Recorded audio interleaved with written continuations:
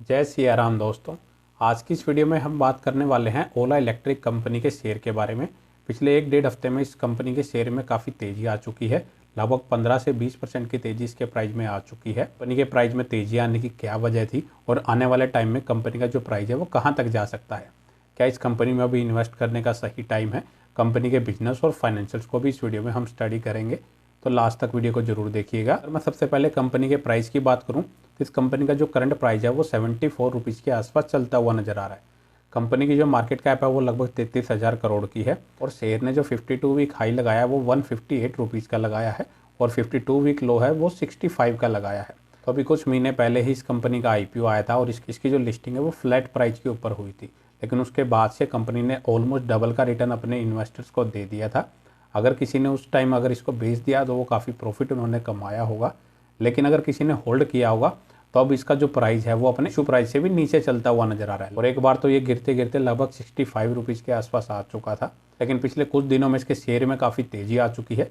उसके पीछे की एक वजह यही है कि कंपनी का जो भी फिलहाल मार्केट शेयर है अभी जनवरी मंथ के अकॉर्डिंग अगर हम बात करें अब वो बढ़ के लगभग 25% के आसपास आ चुका है, जो पीछे अभी गिर के लगभग 18 से 20% के आसपास आ गया था। तो कंपनी की जो सेल्स है अभी जनवरी महीने में काफ़ी बड़ी है, उसके चलते इसका जो मार्केट शेयर है वो थोड़ा उसमें बढ़ोतरी हुई है। और फाइनेंशियल ईयर 2024 की अगर हम बात करें तो फरवरी या मार्च के आसपास इसका जो मार्केट शेयर था लगभग 50% से भी ज़्यादा का था। तो लगातार इसका जो मार्केट शेयर गिरता जा रहा है, प्लस कंपनी के जो फाइनेंशियल रिजल्ट आते हैं कंपनी का जो लॉस है वो भी बढ़ता ही जा रहा है।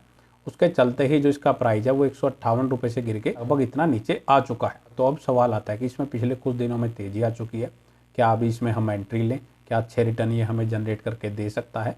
तो बेसिकली आप कंपनी के बिजनेस को समझिए, क्योंकि नई नई ये कंपनी अभी मार्केट में लिस्ट हुई है और कंपनी का जो मेनली बिजनेस है वो इलेक्ट्रिकल टू व्हीलर बनाने का ये कंपनी काम करती है और इसकी जो स्थापना है 2017 में हुई है, मतलब 7 से 8 साल पुरानी ये कंपनी है। कंपनी की अगर आप सेल्स भी देखेंगे तो 2021 में कंपनी का जो रिवेन्यू था वो सिर्फ 1 करोड़ का था और 2022 में वो बढ़ के 373, 23 में वो 2631 करोड़ और मार्च 2024 के अकॉर्डिंग इसका जो रिवेन्यू था वो लगभग 5,000 करोड़ को भी क्रॉस कर चुका है। लेकिन कंपनी जितना रिवेन्यू जनरेट कर रही है, जितनी सेल्स कर रही है और उससे ज़्यादा कंपनी अपने खर्चे भी कर रही है, क्योंकि मेनली अभी कंपनी जो प्राइमरली फोकस कर रही है वो ज़्यादा से ज़्यादा अपने कस्टमर को अपनी तरफ अट्रैक्ट करने के लिए कर रही है।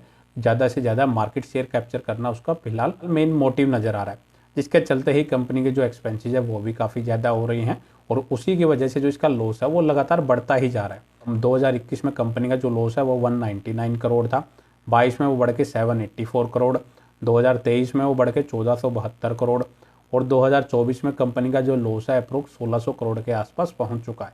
तो सालाना कंपनी का लॉस भी बढ़ता जा रहा है। रिवेन्यू भले ही बढ़ रहा हो लेकिन कंपनी का लॉस भी उसके साथ बढ़ रहा है और जब तक कंपनी प्रॉफिटेबल नहीं होगी, प्रॉफिट में नहीं आएगी, तब तक उस कंपनी में आने वाले टाइम में कोई ग्रोथ नहीं आ सकती और उसका जो शेयर प्राइस है वो भी ग्रोथ नहीं कर पाएगा। हाँ, ये है कि न्यूज़ बेसिस अगर जैसे किसी मंथ इसका मार्केट शेयर बढ़ गया या इसकी सेल्स बढ़ गई, उसकी वजह से इसके जो शेयर में थोड़ी बहुत तेज़ी देखने को मिल सकती है, लेकिन वो परमानेंट नहीं रहेगी। मैं फिर भी कह रहा हूँ, जब तक कंपनी फाइनेंशियली अपनी बैलेंस शीट को स्ट्रॉन्ग नहीं करती, लगातार क्वार्टर दर क्वार्टर वो जैसे जोमेटो की तरह, जोमेटो का भी जो आईपीओ आया था वो काफ़ी जोर ज़बरदस्त उसकी लिस्टिंग हुई थी उसके बाद से, लेकिन कंपनी जो लगातार लॉस में ही थी और उसका जो शेयर प्राइस है वो गिरते गिरते लगभग 45-50 रुपये के आसपास भी आ गया था। लेकिन पिछले एक डेढ़ साल में कंपनी ने कई क्वार्टर्स में अपना जो प्रॉफिट है और लगातार उसमें ग्रोथ दिखाई है और कंपनी का जो शेयर प्राइस है अब अप्रोक्स 200 से ऊपर ही चलता हुआ नज़र आ रहा है।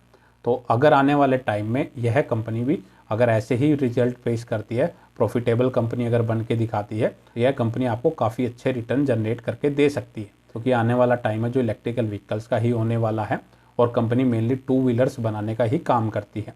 तो कंपनी को आने वाले टाइम में काफ़ी बेनिफिट्स हो सकता है, लेकिन इस सेगमेंट में इसके जो कंपटीटर हैं वो काफ़ी बड़े बड़े हैं। हीरो मोटो को हम ले सकते हैं, बजाज ऑटो को हम ले सकते हैं, क्योंकि वो भी ईवी सेगमेंट में अपनी नई नई बाइकें लॉन्च कर रहे हैं और इसको काफ़ी कंपटीशन दे रहे हैं। तो आने वाले टाइम में कंपनी के लिए आसान नहीं होगा काफ़ी ग्रोथ करना। हाँ, लेकिन कंपनी अगर प्रॉफिट में आ जाती है, अपने एक्सपेंसेस को अगर कम करती है, हो सकता है कि शायद से कंपनी आपको काफ़ी अच्छे रिटर्न जनरेट करके दे सकती है। तो अब सवाल आता है कि इसमें फ्रेश एंट्री करें या ना करें। तो देखिए, अगर आपका व्यू नॉर्मली 4-5 सालों का है, क्योंकि कंपनी ने फाइनेंशियल ईयर 26 या 27 के स्टार्टिंग में अपना जो टारगेट रखा है वो एक प्रॉफिटेबल कंपनी बनने का रखा है, उसमें भी अभी 1.5 से 2 साल बाकी हैं। अगर आपके अंदर पेशेंस है, फिलहाल अगर आप करंट प्राइस पे भी अगर बाय करते हैं तो आपको नॉर्मली 3-4 साल के लिए उसको एटलीस्ट होल्ड करना पड़ेगा, क्योंकि शॉर्ट टर्म में इसमें कुछ भी हो सकता है। अगर क्वार्टरली रिजल्ट खराब आते हैं तो उसका जो प्राइस है वापस से गिरता हुआ भी नज़र आ सकता है। अगर आपको लगता है कि आने वाले टाइम में कंपनी ग्रोथ कर सकती है, काफ़ी अच्छे रिटर्न जनरेट कर सकती है, तो उसके अकॉर्डिंग आप अपना डिसीजन ले सकते हैं। इसको लॉन्ग टर्म के लिए अपनी पोजीशन बनाएंगे या नहीं बनाएंगे। जो भी डिसीजन ले पहले खुद से कंपनी के बारे में रिसर्च करें, उसका बिजनेस देखें, क्वार्टरली उसके रिजल्ट्स को मॉनिटर करें, फिर उसके बाद ही अपना कोई डिसीजन लें। तो इस वीडियो में इतना ही। अगर आपको वीडियो अच्छी लगे तो वीडियो को लाइक करें और चैनल को सब्सक्राइब करना ना भूलें।